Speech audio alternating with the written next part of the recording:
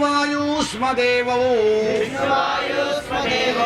वेदव्यासानंद तीर्थाभिधानौ वेदव्यासानंद तीर्थाभिधानौ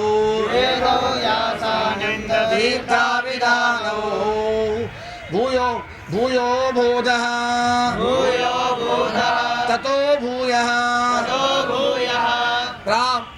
भूयो बोधस्ततो भूयो व्याचख्यो भाष्यमद्भुतम्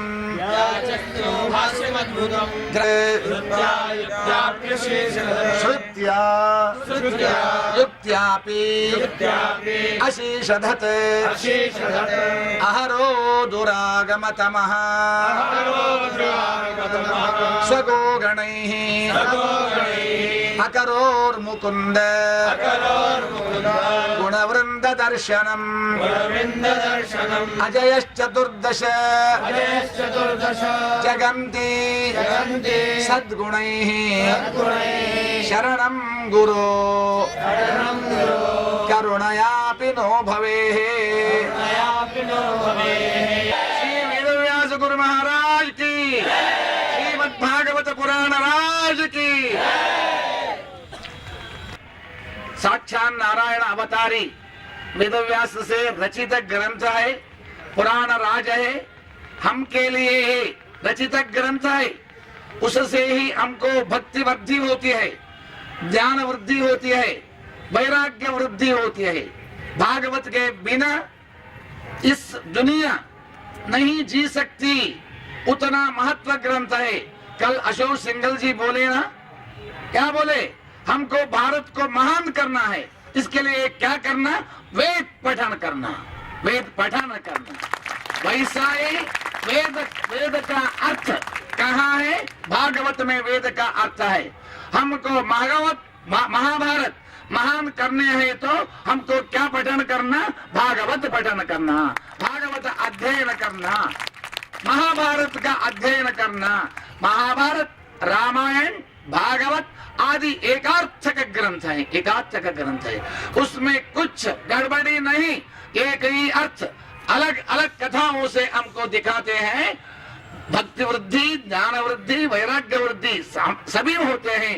इतना महत्वपूर्ण ग्रंथ हमारे देश के बहुत क्या है? अमूल्य धन है, अमूल्य धन है। उसको मूल्य, उतना मूल्य इतना ही नहीं बोल सकते। इतना उन ग्रंथों में हम रोज भागवत के बारे में थोड़े थोड़े विषय हमने देखा है। जन्माद्यस्यतः एक प्रारंभ श्लोक है, प्रारंभ श्लोक के पहला पद है जन्माद्यस्यतः। इसमें ही सारा भागवत 12 स्कंदों का सारांश है। इसमें आदि विषय पहला स्कंद में है। आद्य राज, परीक्षित राज, प्रधान राज, परीक्षित राज, उसके जन्म के बारे में है। परीक्षित राजा का जन्म कैसा हो गया? वो अश्वत्थामाचार्य के ब्रह्मास्त्र से मरने वाला था, उसके रचना किन्ने की? श्री कृष्ण भगवान से की। श्री कृष्ण भगवान ने उनका रचना की। ये सारा विषय पहला स्कंद में है।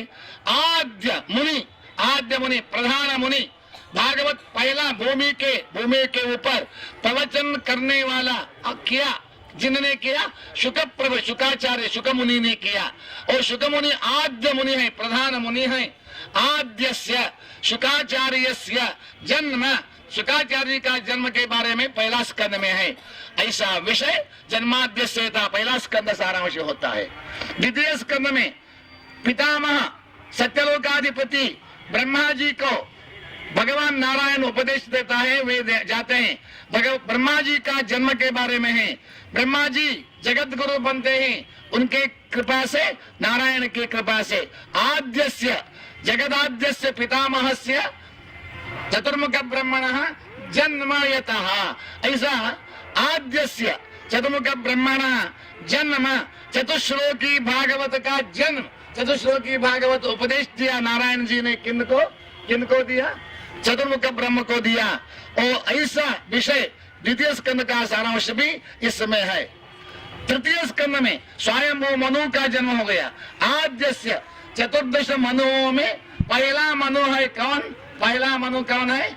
पहला स्वयं मनु है, स्वयं मनु का जन्म आद्यस्य यतः यस्मिन् स्कंदे किनका आद्यस्य पहला मनु का स्वयं मनु का जन्म, वैसा ही शतरूपा का जन्म, उनमें आकुति देवहूति प्रसूति और प्रियव्रत उत्तान पादराजों का जन्म आदि कथा यहाँ कहाँ है? तृतीय स्कंद में है। ऐसा ही तृतीय स्कंद में आद्य प्रधान सर्वोत्तम भगवान जिस रूप से आया देवहूति में, कपिल रूप से आया, आद्यस्य कपिलस्य जन्म कथा उनने उपदेश दिया, माता जी को देवहूति को उपदेश दिया आदि कथा तृतीय स्कंद में है। और चतुर्थ स्कंद में आद्यस्य प्रधान राजस्य ध्रुव महाराजस्य कथा चतुर्थ स्कंद में है। वो ध्रुवराज किसका दर्शन किया? भगवान नारायण का दर्शन किया। योऽन्तः प्रविश्य मम वाचमिमां प्रसुप्तां संजीवयत्य किल शक्तिधर स्वधाम्ना अन्यांश्च हस्तचरण श्रवणत्वगादीन् प्राणान् नमो भगवते पुरुषाय तुभ्यम्। ध्रुवराज का जन्म चरित्र उसमें आता है। आद्यस्य पृथु चक्रवर्ती का जन्म आता है। पंचम स्कंद में आद्यराज, इस भारत भूमि को, भारत देश को, भारत क्यों नाम आ गया? जिनसे इसको भारत नाम आ गया वो आद्य है भरत चक्रवर्ती। वो भरत चक्रवर्ती का कथा उसमें पंचम स्कंद में आती है। वो भरत चक्रवर्ती राज्य रक्षण करने के बाद तपस्या करने के लिए गए। कहाँ गए? नेपाल गंडकी क्षेत्र को गए। यत्र चक्र नदी वहती, पुलहाश्रम है वहाँ गंडकी नदी के किनारे पर पुलहाश्रम, वहाँ गए। उनका चरित्र भरत राज का चरित्र पंचम स्कंद में है। षष्ठ स्कंद में आद्यस्य प्रधान उपाय, पाप परिहार करने उपाय अनेक हैं। उनमें आद्य उपाय भगवान नाम का स्मरण, उसके बारे में कहते हैं अजामिल उपाख्यान में। अजामिल नारायण नाम से ही क्या हो गया? उसका रक्षण हो गया। जन्मादि अस्य यतः, जन्म के बाद क्या होता है? रक्षण, उसका रक्षण हो गया, अजामिल का रक्षण हो गया। ऐसा सप्तम स्कंद में बोलते हैं आद्यस्य राज्ञः कस्य? प्रह्लाद राज्ञः जन्म, उनका अध्ययन और भगवान नरसिंह रूपी भगवान का दर्शन, हिरण्यकशिपु का संहार आदि कथा सप्तम स्कंद में। अष्टम स्कंद में आद्यस्य भगवतः समुद्र मथन, कूर्म रूप से पर्वत को धारण करना, मोहिनी रूप से अमृत बांटना, धन्वंतरी रूप से अमृत लाना आदि कथा, और लक्ष्मी स्वयंवर मत्स्य रूप से वैवस्वत मनु का उपदेश। पिछले मनवंतर में वो सत्यव्रत राजा था, उसको मत्स्य रूपी भगवान से उपदेश हो गया, वो ही अभी वैवस्वत मनु बन गए हैं। और बलिराज का निग्रह, उनका बिना संहार निग्रह किया किन्ने? वामन रूपी भगवान से। वो कथा, सारे कथाएं यहाँ आते हैं। अष्टम स्कंद में आते आद्यस्य बलिराज्ञः, आद्यस्य वैवस्वत मनोः आदि कथाएं जन्मयतः। नवम स्कंद में और कहाँ गया? गोकुल को गया। गोकुल में किनके पास गया? लीलाओं प्रदर्शन की भगवान ने। तब एक बाल लीला है, श्री कृष्ण भगवान को यशोदा मैया उनको नींद आने के लिए पादयोस्तव जायते, बोले भवे भवे भवे भवे यथा भक्ति पादयोस्तव जायते तथा कुरुष्व देवेश नातस्त्वं मे यतः प्रभो।